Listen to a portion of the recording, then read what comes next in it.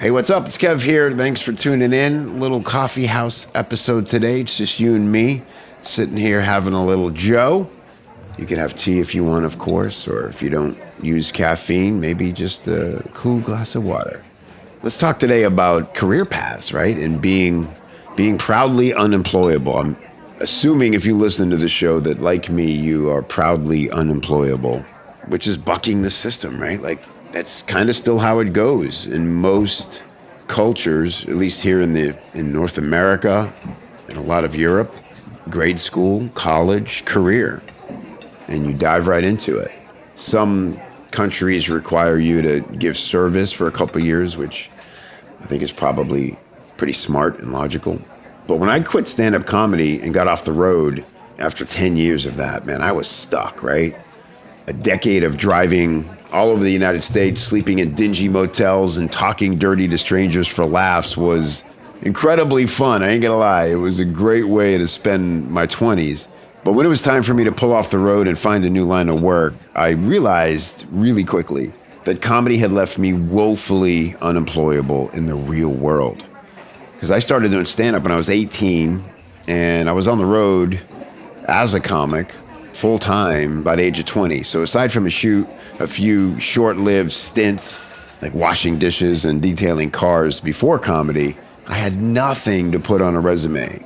And no amount of creative resume fluffing after a decade of telling jokes in hotel lounges can make you look qualified to do anything like a real job to a real employer in the real world.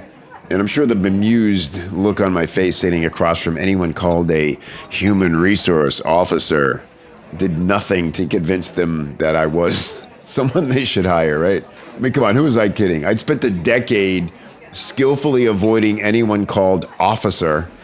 The last thing I wanted was to answer to one every day, right? Same goes for supervisor or manager or boss. I knew how stupid it was for me to apply for a job, a J-O-B. But I was clueless about how non-job people made money in the real world. I needed to learn a new skill, right? Copywriting was years away. I hadn't even heard of it yet. So what was I going to do? I decided to try bartending. It was one of the few things that made sense because I'd spent a lot of time at bars and I knew the culture of bars, and I thought, well, now I just need to learn the drinks, and I'm in. So I went to school, not O'Malley's Tavern to order one of everything and watch how the bartender made it. But actual bartending school. There is a thing. It's called, this one I went to was called the ABC School of Bartending, which it turns out, by the way, is a major taboo in the bar world.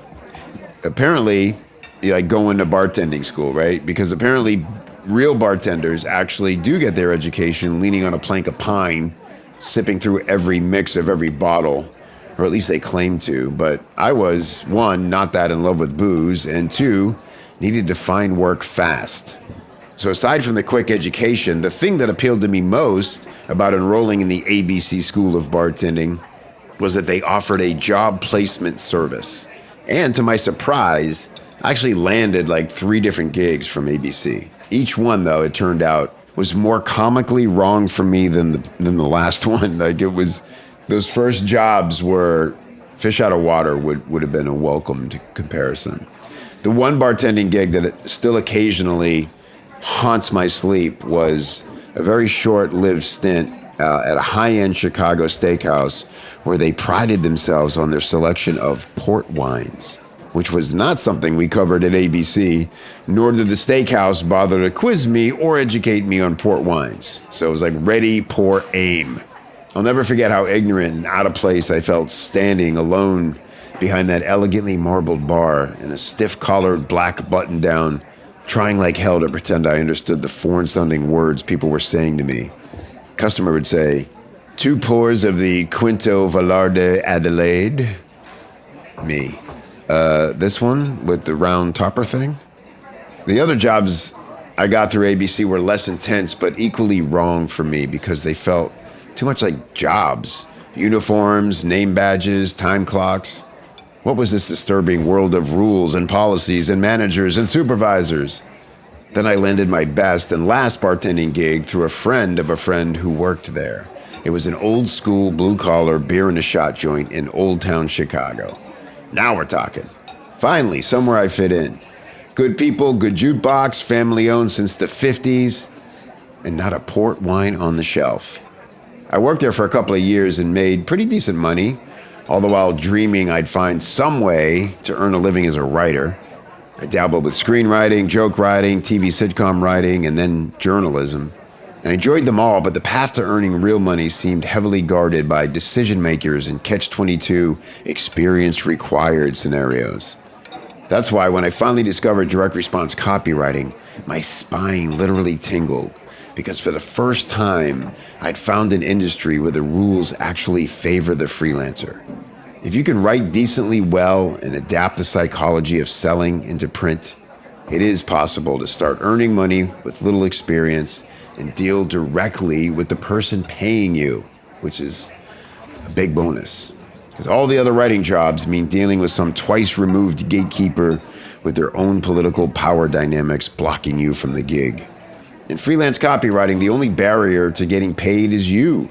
If you're able to avoid the typical traps of trying to learn everything all at once before you feel qualified, then the path is really quite direct. Just love writing, embrace selling, discover direct response copywriting, develop a copywriting money skill that is in demand, use your special knowledge from other jobs, hobbies, or interests and apply it to your money skill, study marketing from companies in your area of specialty, create a portfolio of money skill copy samples, position yourself as a specialist in your special knowledge money skill, say hello to future clients, close deals, work hard and deliver good work that gets results, and repeat until your calendar is full. Then raise your rates and enjoy funny looks from neighbors who can't stand that you earn more than them tapping on your laptop in a coffee shop. It's pretty magical. If you take pride in your work, show up fully to meet your commitments, and can overcome the shiny object syndrome that keeps you distracted from taking action, then yes, freelancing and entrepreneurialism is your ticket home. So here's to you and me for being well paid and proudly unemployable. See you on the next one. Hey, you want to be on the inside of all the best converting campaigns in marketing, the latest, greatest copywriting techniques? Find out what's really working today from people out there making it work, doing the testing, getting the results, sharing with you, reverse engineering great copywriting, plus a whole catalog of trainings to help you do everything from write better story, better email, Facebook ads, YouTube scripts. We got it all for you inside at Copy Chief. Go check out copychief.com/join to learn how to become a member. And if you'd like my free book, The 60-Second Sales Hook, where I turned a joke formula into an irresistible sales hook that you can deliver in under 60 seconds, go to 60secondsaleshook.com and grab yourself a free copy.